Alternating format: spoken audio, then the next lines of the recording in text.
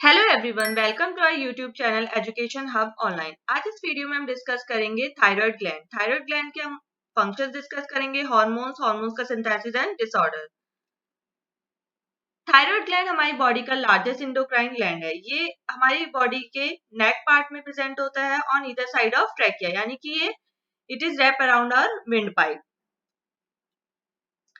Thyroid gland के दो lobes होते हैं, ये इस तरीके से, एक राइट लोब हो जाएगा और एक हो जाएगा लेफ्ट लोब, और ये दोनों ही लोब प्रेजेंट होता है हमारे ट्रैकिया के ईस्ट साइड पे। ये हमारा क्लोज लोकेटेड होता है हमारे थायराइड कार्टिलेज के, यानी कि एडम्स एप्पल के, और ये प्रेजेंट होता है बिलो हमारे लैरिंक्स। इसके ये जो दोनों लेटरल लोब्स हैं ये कनेक्टेड होते हैं with the help of thyroid isthmus. ये एक एच शेप स्ट्रक्चर बना देते हैं और बटरफ्लाई शेप्ड स्ट्रक्चर बना देते हैं, इसलिए ये ऑर्गन हमारा बटरफ्लाई शेप्ड ऑर्गन होता है। इसका जो वेट होता है वो एडल्ट्स में 25 ग्राम्स होता है, और इसकी ईच लोब की जो लेंथ होती है वो 5 सेंटीमीटर होती है, विड्थ होती है इसकी 3 सेंटीमीटर, और इसकी थिकनेस होती है 2 सेंटीमीटर। और ये जो इस्मस होता है इसकी जो हाइट होती है और विड्थ होती है वो होती है 1.25 सेंटीमीटर। अगर हम इसका पोस्टीरियर व्यू देखें तो इसमें हम देखेंगे कि यहाँ पे पैराथायरॉयड ग्लैंड्स भी प्रेजेंट है। ये दो हमारे सुपीरियर पैराथायरॉयड ग्लैंड हो गए और ये हमारे दो इंफीरियर पैराथायरॉयड ग्लैंड हो गए। अब हम इसका डेवलपमेंट देख लेते हैं। सो जब डेवलपमेंट के टाइम जो हमारा फर्स्ट एंडोक्राइन अपीयर होता है वो हमारा होता है थायरॉयड ग्लैंड। ये इंडोडर्मल ओरिजिन का होता है और इसका जो डेवलपमेंट होता है वो हमारे फर्टिलाइजेशन की 24 डेज बाद ही हो जाता है। ये जब शुरू में डेवलप होता है तो ये इसकी जो लेंथ होती है वो कोडल से टंग तक होती है, बट अल्टीमेटली ये रैप हो जाता है अराउंड लैरिंजियल कार्टिलेजेस। जितनी भी हमारी बॉडी के टिश्यूज या ऑर्गन्स है उसमें जो हाईएस्ट ब्लड फ्लो रेट होता है वो हमारा थायराइड ग्लैंड का ही होता है। अब आइए हम देखते हैं थायराइड ग्लैंड की हिस्टोलॉजी। सो थायराइड ग्लैंड में दो तरह की सेल्स प्रेजेंट होती हैं, follicular cells and parafollicular cells. Thyroid gland compose करेगा large number of closed follicles, ये रहे फॉलिकल्स जो कि इंक्लोज होगा और जो कि फिल्ड होंगे with a secretory substance known as colloid. ये कोलाइड जो होते हैं वो कंटेन करेंगे हमारे थायरोग्लोबुलिन। थायरोग्लोबुलिन रिस्पॉन्सिबल होता है हमारे थायराइड हार्मोन के सिंथेसिस में। सो ये जो फॉलिकल्स होते हैं ये लाइंड होते हैं with a cuboidal epithelial cell इस तरीके से, और ये क्यूबॉइडल एपिथेलियल सेल्स हमारी होती हैं फॉलिकुलर सेल्स।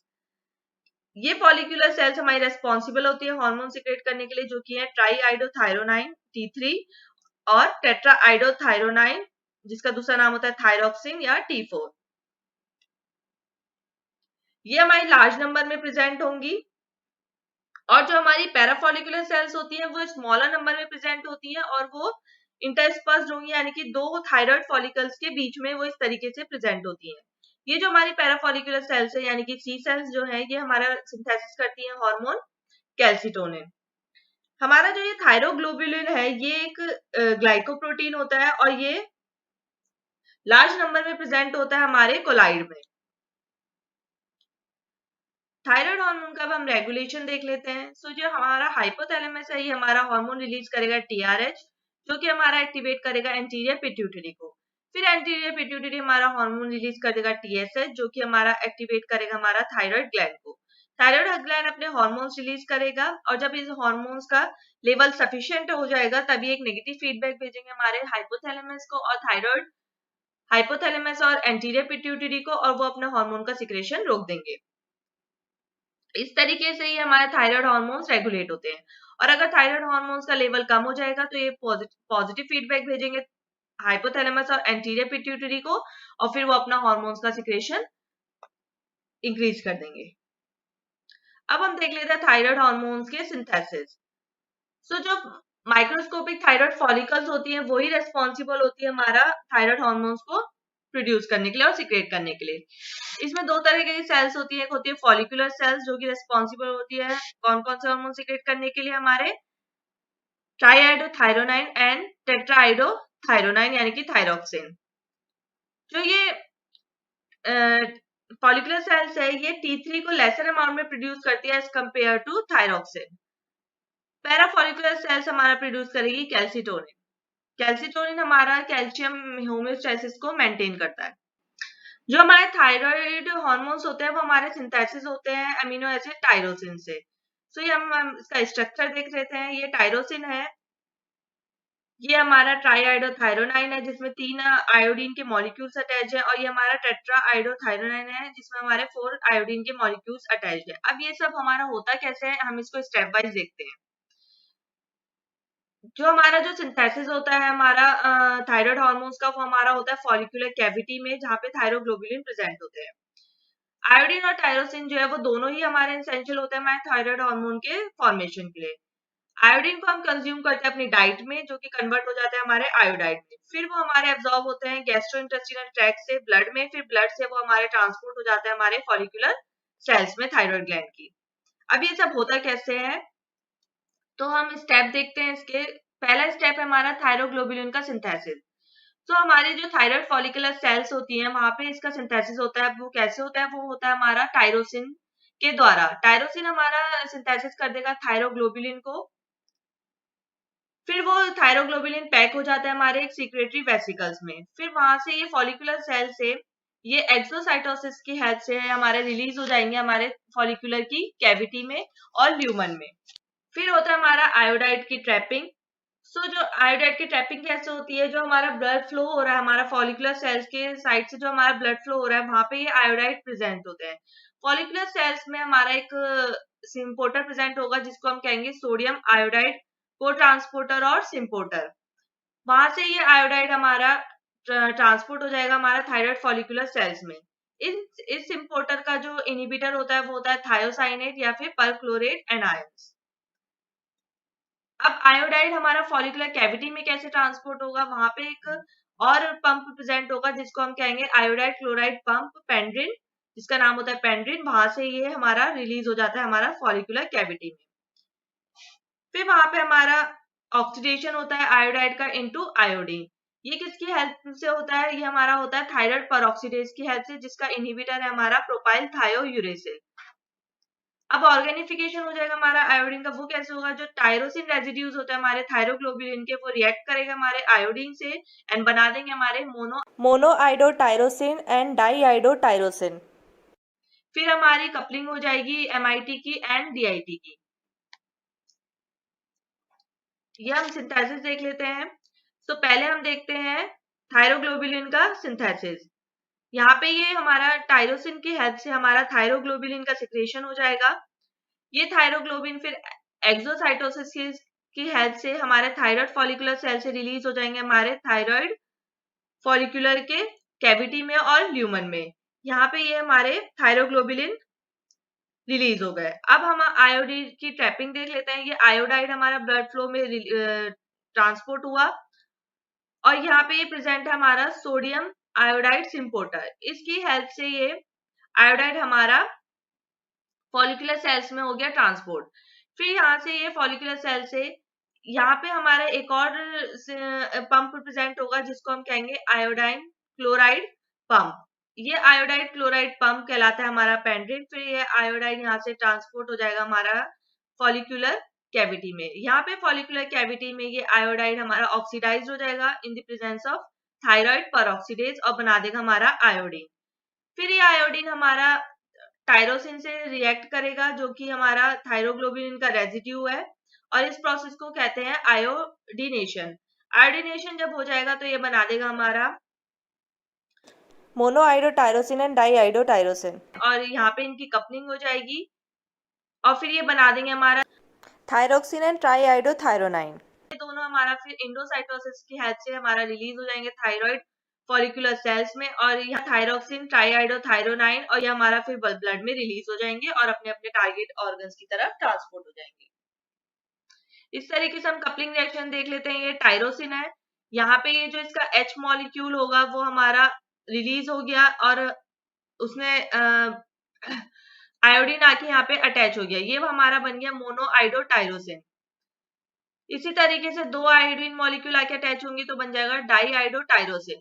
फिर जब कपलिंग रिएक्शन में क्या होगा, अगर सपोज दो मॉलिक्यूल्स ऑफ डाईआइडोटायरोसिन आके अपना कपल होंगे तब ये बना देंगे टेट्राआइडोथायरोनाइन और थायरोक्सिन और T4। अगर हमारा एक मॉलिक्यूल ऑफ डाईआइडोटायरोसिन और एक मॉलिक्यूल ऑफ मोनोआइडोटायरोसिन आके कपल होंगे, तब ये बना देंगे हमारा ट्राईआइडोथायरोनाइन। इस तरीके से हमारे ये हार्मोन्स का सिंथेसिस कंप्लीट हो जाता है।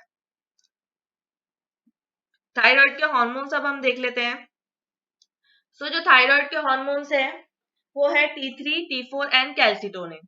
थायराइड की जो फॉलिकुलर सेल्स है वो हमारी रिस्पॉन्सिबल होती है हार्मोन्स के सिंथेसिस में, जो कि है T3 एंड T4। फिर ये रिस्पॉन्सिबल होते हैं हमारे मेटाबॉलिक रेट को रेगुलेट करने के लिए, हमारे प्रोटीन के सिंथेसिस को रेगुलेट करने के लिए, हमारा ये इन्वॉल्व होता है हमारे फैट के ब्रेकडाउन में, और जो हमारी एटीपी का प्रोडक्शन होता है ग्लूकोज से, उसमें भी हमारे थायराइड हार्मोन्स T3 और T4 इन्वॉल्व होते हैं। कैल्सिटोनिन जो हमारा सिंथेसिस होता है वो होता है हमारा पैराफॉलिकुलर सेल से, और ये रेगुलेट करता है हमारे कैल्शियम के होम्योस्टेसिस को बॉडी के। ये क्या करेगा, हमारे ब्लड के कैल्शियम लेवल को लो कर देता है और इस कैल्शियम को डिपॉजिट क्या कर देता है हमारे बोन्स में, जिससे कि हमारी बोन्स स्ट्रांग हो जाती है। T3 एंड T4, अब इनका मैकेनिज्म देख लेते हैं कि एक्शन कैसे करते हैं। जो T3 और T4 हार्मोन्स है, इनके जो रिसेप्टर्स प्रेजेंट होते हैं वो प्रेजेंट होते हैं हमारे न्यूक्लियस में। T4 का प्रेजेंट नहीं होता है, T3 का ही प्रेजेंट होता है। तो जब ये T4 और T3 अपने टारगेट सेल्स पे जाएंगे तो ये हमारी प्लाज्मा मेम्ब्रेन को क्रॉस करके हमारे साइटोप्लाज्म में आएंगे। यहाँ साइटोप्लाज्म में ये T4 हमारा कन्वर्ट हो जाएगा T3 में। जब आयोडीन का मॉलिक्यूल हमारे आके अटैच होता है तो उस प्रोसेस को आयोडीनेशन कहते हैं, और इस प्रोसेस में क्या हो रहा है, एक आयोडीन का मॉलिक्यूल रिलीज हो रहा है, तो ये कहलाएगा हमारा डीआयोडोनेशन। यहाँ पे ये डीआयोडोनेशन हो गया और ये बन गया हमारा T4 से T3। ये कौन से एंजाइम्स की प्रेजेंस में होता है, ये होता है आयोडीनेज की प्रेजेंस में। अब ये T3 हमारा क्रॉस कर देगा हमारी न्यूक्लियर मेम्ब्रेन को, आ जाएगा न्यूक्लियस में। न्यूक्लियस में जो इसका रिसेप्टर होता है वो होता है हमारा, ये हो गया थायराइड रिसेप्टर। ये जो थायराइड रिसेप्टर होता है होमोडाइमराइज्ड होता है, इसके दो मॉलिक्यूल्स आपस में अटैच होते हैं और इनमें एक को रिप्रेसर प्रेजेंट होता है। अब जब तक ये इस कंडीशन में रहेगा ये हमारा T3 से बाइंड नहीं करेगा और हमारा जो ट्रांसक्रिप्शन है वो रिप्रेस्ड रहेगा। तो इसको एक्टिवेट करने के लिए क्या होता है, जो हमारा ये थायराइड हार्मोन है ये हमारा बाइंड कराएगा हमारा, जब हमारा थायराइड आके इससे T3 आके इससे बाइंड करेगा तो ये थायराइड रिसेप्टर हमारा बाइंड कर जाएगा रेटिनॉइड एक्स रिसेप्टर से, और इससे हेट्रोडाइमराइज्ड बना लेगा, और ये जो को रिप्रेसर है ये कन्वर्ट हो जाएगा हमारा को एक्टिवेटर में। ठीक है, फिर ये जो थायराइड रेस्पॉन्सिव एलिमेंट्स है इनको एक्टिवेट करेगा एंड देन ट्रांसक्रिप्शन हो जाएगा हमारे का, और ये प्रोटीन इफेक्ट अपना शो कर देगा। इस तरीके से ये हमारा T3 और T4 का एक्शन मैकेनिज्म हो जाता है। अब हम देखते हैं थायराइड हार्मोन्स के फंक्शंस। जो थायराइड हार्मोन्स है वो हमारे बॉडी के जो वाइटल फंक्शंस है उनको रेगुलेट करते हैं। अब उनमें क्या क्या आते हैं, ये हमारी ब्रीदिंग और हार्ट रेट को मेंटेन करते हैं, ये हमारे सेंट्रल और पेरिफेरल नर्वस सिस्टम को भी रेगुलेट करते हैं, ये हमारे बॉडी वेट को मेंटेन करते हैं, ये मसल स्ट्रेंथ में भी इन्वॉल्व होते हैं, ये हमारे मेंस्ट्रुअल साइकिल्स को मेंटेन करते हैं, ये बॉडी टेम्परेचर को मेंटेन करते हैं, कोलेस्ट्रॉल का लेवल भी मेंटेन करते हैं। ऑलमोस्ट हमारी बॉडी की जितनी भी सेल्स है थायराइड हार्मोन्स उनको टारगेट करते ही करते हैं। अब इसका इफेक्ट हम अलग अलग ऑर्गन्स में देख लेते हैं। कार्डियोवैस्कुलर सिस्टम में इसका क्या इफेक्ट होता है, ये क्या करेगा कार्डियोवैस्कुलर सिस्टम में, ये हमारे हार्ट रेट को इंक्रीज कर देगा, ये हमारे कार्डियक कंट्रैक्शंस को जो फोर्स होती है उसको इंक्रीज कर देगा, ये हमारे स्ट्रोक वॉल्यूम को इंक्रीज कर देगा, कार्डियक आउटपुट इंक्रीज करेगा, और ये अप रेगुलेट कर देगा हमारे कैटेकोलामाइन के रिसेप्टर्स को। रेस्पिरेटरी सिस्टम में क्या इफेक्ट होगा इसका, ये हमारे जो रेस्टिंग रेस्पिरेटरी रेट होता है उसको बढ़ा देता है, मिनट वेंटिलेशन को बढ़ा देता है, वेंटिलेटरी रेस्पॉन्स जो होता है उसको बढ़ा देता है in response to hypercapnia and hypoxia. Renal system में इसका क्या क्या इफेक्ट होंगे, ये हमारे ब्लड फ्लो को बढ़ा देगा, ये हमारे ग्लोमेरुलर फिल्ट्रेशन रेट को भी बढ़ा देता है। अब देखते हैं इसके ऑक्सीजन कैरिंग कैपेसिटी को कैसे इफेक्ट करता है। तो ये क्या करता है, आरबीसी के मास को बढ़ा देता है और ऑक्सीजन का डिसोसिएशन को बढ़ा देता है, कहां से, हीमोग्लोबिन से। अब ये ऐसे क्या एक्शन करता है जिससे कि हमारे ऑक्सीजन की कंजप्शन बढ़ जाती है। ये क्या करेगा, हमारा जो माइटोकॉन्ड्रिया है उसका साइज, नंबर और की एंजाइम्स उसके बढ़ा देता है, और ये प्लाज्मा मेम्ब्रेन में जो सोडियम पोटेशियम एटीपीएस की एक्टिविटी होती है उनको भी बढ़ा देता है, जिससे कि हमारा ऑक्सीजन कंजप्शन बढ़ जाता है। ये जो हमारी फ्यूटाइल थर्मोजेनिक एनर्जी साइकिल्स होती है उनको भी बढ़ा देता है, और ये डिक्रीज कर देता है हमारा सुपर ऑक्साइड डाइम्यूटेज की एक्टिविटी को। इन सभी एक्शंस की वजह से हमारी जो ऑक्सीजन कंजप्शन है वो बढ़ जाती है। अब हम इसका देखते हैं इफेक्ट इंटरमीडिएरी मेटाबॉलिज्म पे। तो ये क्या करेगा, ये ग्लूकोज का एब्जॉर्प्शन बढ़ा देगा गैस्ट्रोइंटेस्टिनल ट्रैक्ट से। ये कार्बोहाइड्रेट, लिपिड एंड प्रोटीन का टर्नओवर भी इंक्रीज कर देता है। ये डाउन रेगुलेट कर देता है हमारे इंसुलिन के रिसेप्टर्स को, और ये इंक्रीज कर देता है हमारे सबस्ट्रेट की एबिलिटी को। ग्रोथ और टिश्यू को कैसे इफेक्ट करता है ये टिश्यू डेवलपमेंट को, ये क्या करेगा, ये इंक्रीज कर देता है हमारी जो मैच्योरेशन और ग्रोथ होती है बोन को, उसको। ये हमारी टूथ डेवलपमेंट और इरप्शन को बढ़ा देता है। ये हमारी जो एपिडर्मिस, हेयर और फॉलिकल्स होती हैं उनकी मैच्योरेशन और ग्रोथ को बढ़ा देता है। ये जो हमारे स्केलेटन मसल्स का कंट्रैक्शन होता है उसका रेट ऑफ फोर्स दोनों बढ़ा देता है, और ये इनहिबिट कर देता है हमारा बॉडी में जो सबक्यूटेनियस टिश्यू होती है उसमें जो म्यूकोपॉलीसेक्राइड्स होता है उनके सिंथेसिस को इनहिबिट कर देता है और उनके डिग्रेडेशन को इंक्रीज कर देता है। अब इसके नर्वस सिस्टम में इफेक्ट देख लेते हैं। सो जो सेंट्रल नर्वस न्यूरॉनल के डेवलपमेंट को इफेक्ट करता है, ये वीकफुलनेस और अलर्टनेस को इनहेंस कर देता है। ये हमारी मेमोरी और लर्निंग कैपेसिटी को इनहेंस करता है। ये हमारे नॉर्मल जो इमोशनल टोन होती है उसके लिए चाहिए होता है, और ये हमारी जो पेरिफेरल नर्व रिफ्लेक्सेस है उनकी स्पीड और एम्पलीट्यूड को भी बढ़ा देता है। रिप्रोडक्टिव सिस्टम में अब क्या ये इफेक्ट करता है, ये जो नॉर्मल फॉलिक्यूलर डेवलपमेंट होता है और हमारी बॉडी में रिप्रोडक्टिव सिस्टम, रिप्रोडक्टिव ऑर्गन्स में उनके लिए चाहिए होते हैं, और जो फीमेल में ओव्यूलेशन होता है उसके लिए भी थायराइड हार्मोन रेस्पॉन्सिबल होते हैं। प्रेगनेंसी में नॉर्मल जो कंडीशंस मेंटेन करनी होती है वो भी थायराइड हार्मोन्स मेंटेन करते हैं, और मेल्स में जो स्पर्मेटोजेनेसिस की प्रोसेस होती है उसमें भी थायराइड हार्मोन्स रिक्वायर्ड होते हैं। कैल्सिटोनिन अब क्या करता है, तो जो कैल्सिटोनिन है वो हमारा पेरिफोलिकुलर सेल्स रिलीज करती है, और ये हमारे ब्लड कैल्शियम लेवल को कम कर देता है, और ये इंटेस्टाइन में जो कैल्शियम का एब्जॉर्प्शन होता है उसको भी इनहिबिट कर देता है, और ये प्रमोट कर देता है कैल्शियम का डिपोजिशन कहाँ पे, बोन्स में, जिसकी वजह से ये इनहिबिट करता है ऑस्टियोक्लास्ट को एंड स्टिमुलेट कर देता है ऑस्टियोब्लास्ट को। ये किडनी से जो रीएब्जॉर्प्शन होता है कैल्शियम का उसको भी इनहिबिट कर देता है, तो इस तरीके से हमारे यूरिन में कैल्शियम का एक्सक्रीशन हो जाता है। अब हम देख लेते हैं थायराइड ग्लैंड के डिसऑर्डर्स। सो जो अगर कोई भी ग्लैंड है अगर वो एक्सेस में हार्मोन प्रोड्यूस करने लगेगा या फिर वो कम हार्मोन प्रोड्यूस करेगा, इन दोनों ही कंडीशंस हमारी बॉडी के लिए हार्मफुल होती है। अगर थायराइड ग्लैंड नॉर्मली कैसे वर्क करता है, सो जब हमारा पिट्यूटरी ग्लैंड स्कैन करता है कि थायराइड हार्मोन ब्लड में कम हो गया, तब वो इंस्ट्रक्ट कर देता है थायराइड ग्लैंड को टू इंक्रीज और डिक्रीज थायराइड हार्मोन, कि वो अपना बैलेंस मेंटेन करे। यानी कि जब पिट्यूटरी ग्लैंड स्कैन करेगा कि थायराइड हार्मोन्स का लेवल कम है, तब वो थायराइड ग्लैंड को इंक्रीज कर स्टिमुलेट करेगा कि वो अपने हार्मोन्स का प्रोडक्शन बढ़ा दे, और अगर वो डिटेक्ट करेगा कि थायराइड हार्मोन्स का लेवल ज्यादा है ब्लड में, तब वो एक इनहिबिटरी रिस्पॉन्स देगा थायराइड ग्लैंड को कि वो अपने हार्मोन्स का सिक्रेशन कम कर दे। दूसरा होता है अगर आयोडीन हमारी डाइट में हम प्रॉपरली अपनी डाइट में आयोडीन ले रहे हैं, वो भी थायराइड ग्लैंड को हेल्प करते हैं थायराइड हार्मोन के सिंथेसिस में। सो अगर इनमें से कोई भी प्रोसेस हमारी डिस्टर्ब होती है तब वो हमारा थायराइड हार्मोन्स में डिसबैलेंस आ जाएगा, एंड ये कंडीशन डिसऑर्डर्स क्रिएट करेंगी या फिर इम्बैलेंस क्रिएट करेंगी हार्मोन्स का। सो अब कैसे होता है, हाइपोथायरॉयडिज्म देख लेते हैं। सपोज अगर थायराइड ग्लैंड अंडर एक्टिव है और वो लेस अमाउंट में थायराइड हार्मोन प्रोड्यूस करता है, तब इस कंडीशन को हम कहते हैं हाइपोथायरॉइड। इसके जो सिम्टम्स होते हैं वो होते हैं hair loss, fatigue, sensitivity to cold, constipation, increased cholesterol, weight gain and dry skin. अब हाइपोथायरॉयडिज्म क्या होगा, जब थायराइड ग्लैंड ओवर एक्टिव है तब हाइपोथायरॉयडिज्म होगा, यानी कि वो ओवर प्रोड्यूस कर देगा अपने थायराइड हार्मोन्स को।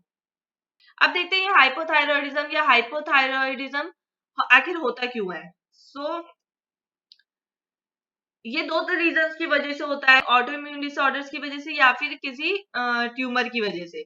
सो हाशिमोटो, अब हाइपोथायरॉयडिज्म देखते हैं। हाशिमोटो थायरॉयडिटिस एक ऑटो इम्यून डिसऑर्डर है। इसमें क्या होता है, एंटीबॉडीज बनने लग जाती है हमारे हमारी बॉडी के अगेंस्ट, यानी कि हमारी बॉडी के थायराइड परऑक्सीडेज के अगेंस्ट। तो अगर थायराइड परऑक्सीडेज के अगेंस्ट एंटीबॉडीज बन जाएंगी तो वो थायराइड परऑक्सीडेज को डिस्ट्रॉय कर देंगी।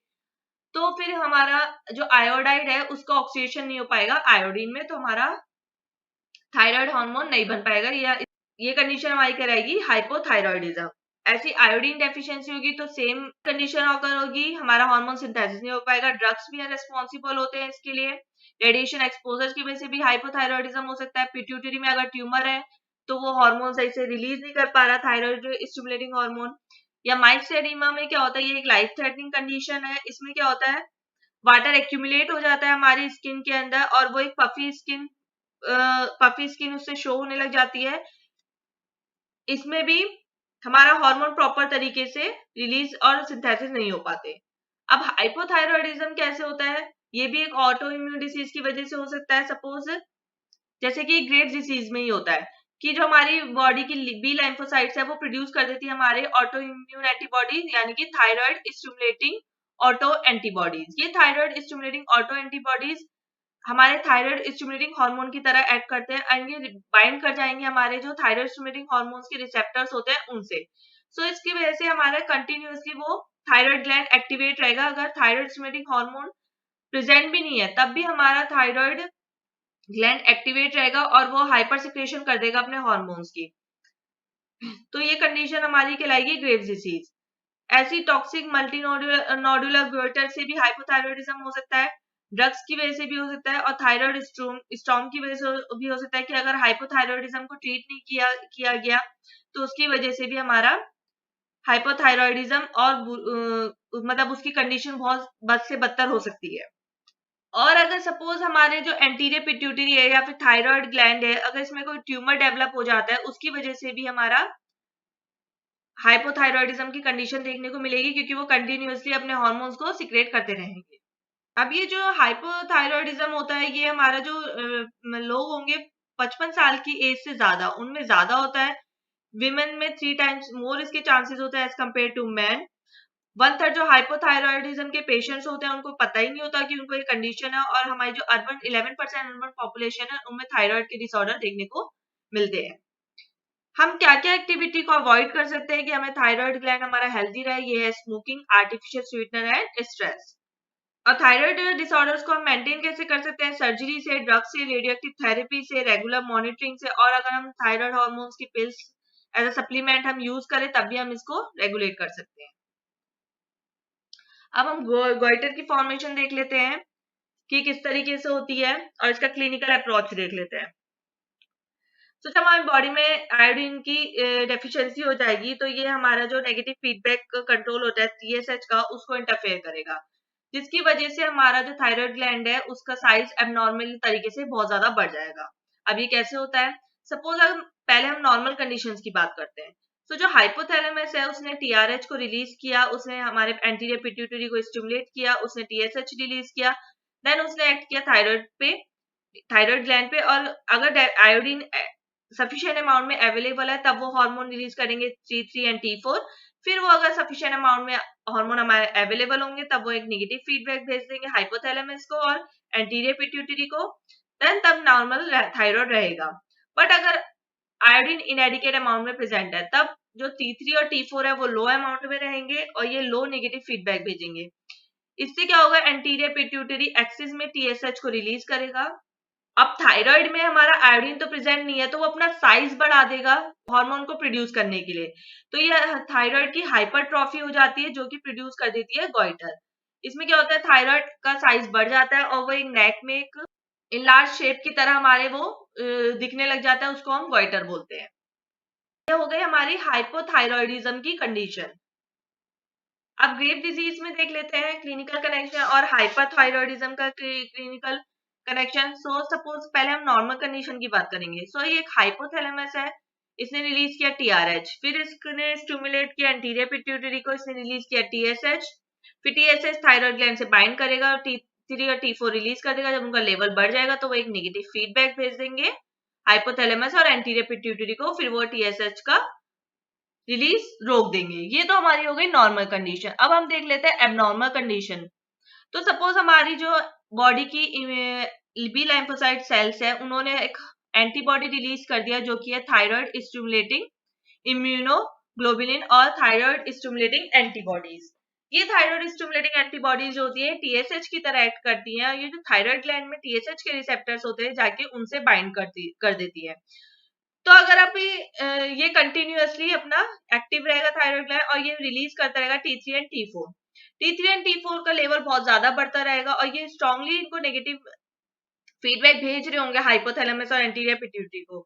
ये अपना टीएसएच का सिक्रेशन रोक भी देंगे, बट तब भी हमारा जो थायराइड ग्लैंड है वो एक्टिवेट रहेगा, क्योंकि ये थायराइड स्टिमुलेटिंग एंटीबॉडीज आके उसके रिसेप्टर से टीएसएच के रिसेप्टर से बाइंड हो रखे हैं, वो कंटिन्यूसली एक्टिव है और कंटिन्यूसली T3 और T4 को रिलीज करे ही जा रहा है। तो ये हो गई हमारी थायराइड ग्लैंड की हाइपर एक्टिविटी। सो इस तरीके से ही हमारे हो गए थायराइड ग्लैंड के disorders. Thank you for watching our video. अगर आपको हमारी वीडियो पसंद आई है तो लाइक कमेंट शेयर जरूर करें और चैनल को सब्सक्राइब करना ना भूलें।